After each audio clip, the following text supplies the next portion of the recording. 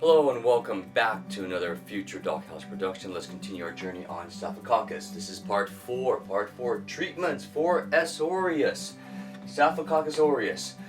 Well, if it's a gastroenteritis, the food poisoning bit, there is no treatment. No treatment. They will try to trick you. They'll give you a bunch of drugs like clindamycin, TMP, SMX, vancomycin, quinupristin, whatever.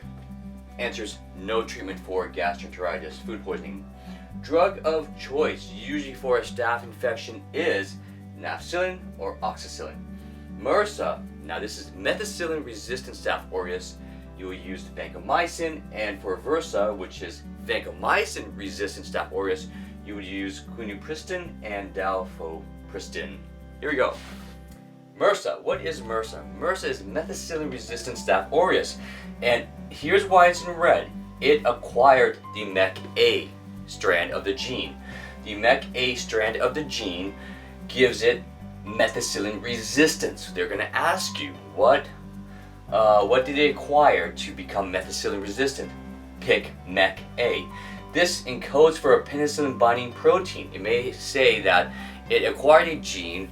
What is the function of this gene? The gene's function is it encodes a penicillin binding protein 2A, which enables it to assemble the cell wall. So that's methicillin resistance.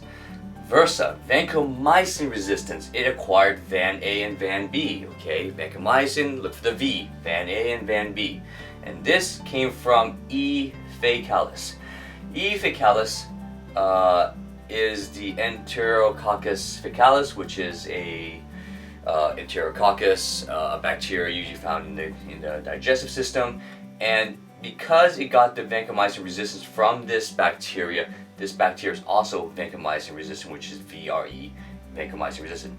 Transposon is how it transferred this gene from E. faecalis to Staph aureus. So that's how it transferred the gene Van-A, Van-B to make Staph aureus vancomycin resistant. Now resistant.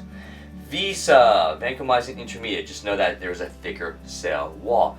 These are your answer choices. If they give you a vignette and you know it's MRSA, pick MEK-A, not Van-A or Van-B, or has a thicker cell wall, or anything else. Alright, so that's how they're going to trick you, so know this, okay? CA MRSA and HA MRSA. Community-acquired MRSA or hospital-acquired MRSA. The community-acquired MRSA now is the prevalent form. Before it was the hospital form, but now it's everywhere. It's in the locker rooms, in hospitals of course, just in the community. And it colonizes the nasopharynx and the skin folds. So these patients, these people that have this methicillin-resistant Staph aureus, it's on their body, it's in their nasopharynx, it's out there, and it's dangerous. And it contains the gene that encodes pantenvalentine toxin. Oh my gosh, pantenvalentine toxin. I mentioned this in a previous video, and this causes the skin abscess. Alright, the gene for methicillin resistance is found on SCC-MEK. So, the gene MEK-A is found on SCC-MEK, okay? And just know that. So they're going to try to trick you. If they ask you where's this gene found on, pick SCC-MEK. If they ask you what gene it is, pick MEK-A.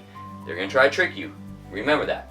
And the treatment is clindamycin and TMP-SMX. What's TMP-SMX? TMP-SMX is trimethoprim sulfamethoxazole. That's a mouthful. And usually this drug, usually you do a combination of drugs because community-acquired MRSA is very, very drug resistant. Now, if the patient is G6PD, which is glucose 6-phosphate dehydrogenase deficient, they need to avoid certain drugs like malaria quinine, aspirin, sulfas, quinidine, quinolone, and nitrofurantoin. It's a bit of pharmacology for you, I know, but you should know this. You should create this list now and start gathering your pharmacology knowledge, because in order to treat infectious disease, you need medicine. Alright, vancomycin if the patient is G6PD. Yeah, hope that explains it all. If you like this video and you want more of these videos, please click subscribe. Thank you, and have a nice day. She is a good student, but instead of just reading textbooks late into the night, Jennifer uses technology to help her study. She also watches lectures on YouTube and practices her knowledge with QUPI, a medical quiz app and online platform. Jennifer likes QUPI because it has 10,000 practice questions covering her entire medical course. This means she can practice her medical knowledge from anywhere and in a way that actually prepares her for the exams. Begin your 7-day free trial with QUPI today.